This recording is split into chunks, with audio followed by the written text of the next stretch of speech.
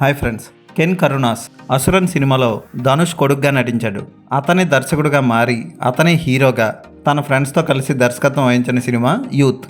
ఈ సినిమా తెలుగు డబ్బింగ్లో రేపు రిలీజ్ కాబోతుంది. ఈ సినిమా తమిళ్లో నేను చూశాను. ఈ సినిమా ఎలా ఉందో ఇప్పుడు చెప్తాను.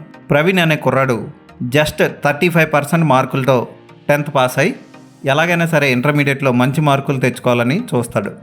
దైవభక్తి కలిగిన తల్లి, స్వీట్ షాప్ నడిపే తండ్రి కొడుకు మీద ఎన్నో ఆశలు పెట్టుకుంటారు. చాలా సరదాగా కొడుకుని ఎంతో ప్రేమగా పెంచుతారు.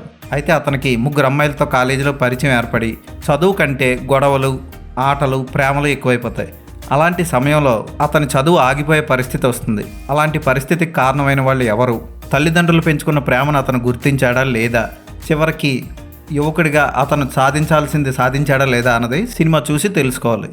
ప్రవీణ్ పాత్రలో కెన్ కరుణాస్ ఓకే అనిపిస్తాడు. బాగా చేశాడు. అక్కడక్కడ తమిళ ఓవర్ యాక్షన్ లాంటి సీన్లు ఉంటాయి, ఓకే పర్వాలేదు. హీరోయిన్లుగా చేసిన 3 అమ్మాయిలు కూడా ఓకే అనిపిస్తారు. కాకపోతే ఈ కుర్రాడు మంచి టేకింగ్తో మంచి ఎమోషనల్ సన్నివేశాన్ని చాలా చక్కగా తెర మీద ప్రజెంట్ చేయడం విశేషం.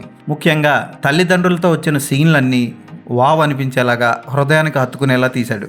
తల్లిగా దేవదర్శిని, తండ్రిగా సూరజ్ వెంజరమూడు సూపర్గా చేశారని చెప్పొచ్చు. ఇక తండ్రితో కూర్చొని మాట్లాడే ఒక సన్నివేశం ఉంటుంది క్లైమాక్స్ దగ్గరలో. ఆ సన్నివేశంలో సూరజ్ వెంజరమూడి నటన హ్యాట్స్ ఆఫ్ అని చెప్పాల్సిందే. ఎమోషనల్ సన్నివేశాలే ఈ సినిమాకి ప్రధాన బలం, ఆకట్టుకున్నాయి కూడా. అయితే టూ మచ్ ఎమోషన్ పెట్టి టేనే అన్న టైప్లో ఏడిపించేలా లేవు, కానీ కళ్ళ వెంట నీళ్లు ఖచ్చితంగా వస్తాయి. అలా తీయడం వల్ల ఏంటంటే మరీ ఒక melodrama cinema, over sentiment cinema చూసిన ఫీలింగ్ కలగకుండా చక్కగా మంచి ఫీలింగ్తో రిఫ్రెష్ అయ్యి ప్రేక్షకులు బయటకు వస్తారు. క్లైమాక్స్ని ముగించిన విధానం కూడా బాగుంటుంది. క్లైమాక్స్లో హీరోయిన్తో చెప్పే డైలాగ్స్ ఆకట్టుకుంటాయి. టీచర్లు ఎలా ఉండాలి, తల్లిదండ్రులు ఎలా ఉండాలి, ఫ్రెండ్స్ ఎలా ఉండాలి, ముఖ్యంగా బబ్లు క్యారెక్టర్ బాగుంటుంది ఈ సినిమాలో. ఇక హీరోయిన్లుగా నటించిన 3లో ఫస్ట్ అతను లవ్ చేసే అమ్మాయి బాగుంటుంది. Second okay. 3వ క్యారెక్టర్ మలయాళ నటి అనిష్మా అనిల్ కుమార్ పోషించింది. ఈవిడ నటన కానీ ఈవిడ యాక్టింగ్ కానీ అన్ని సినిమాల్లో ఒకేలా ఉంటుంది. ఈ సినిమాలో కూడా అలాగే అనిపించింది. హీరోయిన్ మెటీరియల్ కాదు, అయినా పెట్టుకుంటారు ఎందుకో నాకు అర్థం కాదు. నాకైతే ఆవిడ ఫేస్ కానీ ఆవిడ ఫీలింగ్స్ కానీ అస్సలు నచ్చవు. ఖచ్చితంగా యూత్ అంతా ఈ సినిమాని చూసి తల్లిదండ్రుల వాల్యూ తెలుసుకొని బతకాలి.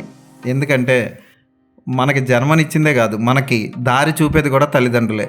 తల్లిదండ్రులు వాళ్ళ కష్టాలని, వాళ్ళ గతాన్ని మనల్ని బాధ పెట్టకూడదని చెప్పరు. అయినా వాళ్ళ కష్టాన్ని మనం చూస్తూ వాళ్ళకి సాయం చేసేలా ఉండాలి.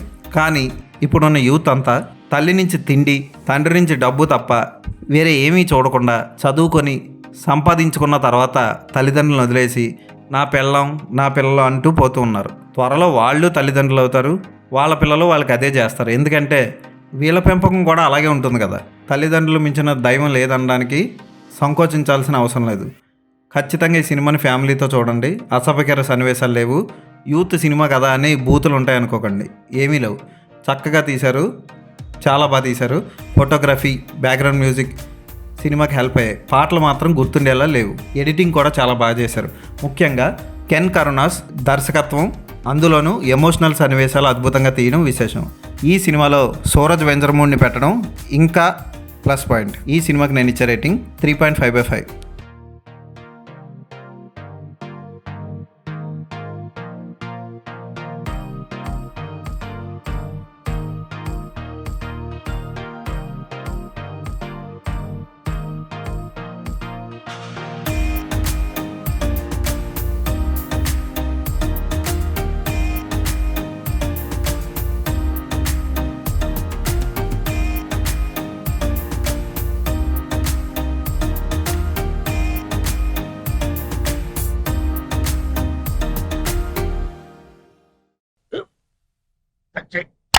మన స్కూల్ బెంచ్ లాగా ఎంత గట్టిగా ఉందోరా.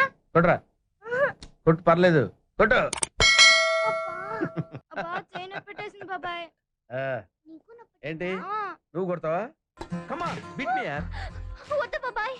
వాడిని నేను కొట్టడం లేదమ్మా, వాడినే నన్ను కొట్టమంటున్నాను. ఆ. నువ్వేం కంగారు పడక్కర్లేదు. అడుగుతావేంటి?